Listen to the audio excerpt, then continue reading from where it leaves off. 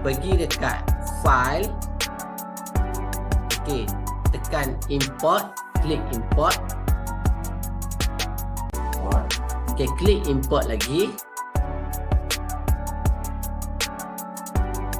Okey, kat sini pergi cari file dekat desktop. Okey, contoh pilih ni. Latihan 3D interior. Okey, tekan open. Dekat sini tekan rescale dengan incoming file unit ni milimeter juga. Tekan OK.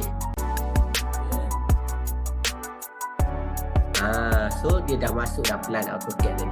Okey, untuk besarkan dia macam biasa klik kat sini ataupun tekan alternate W untuk maximize viewport.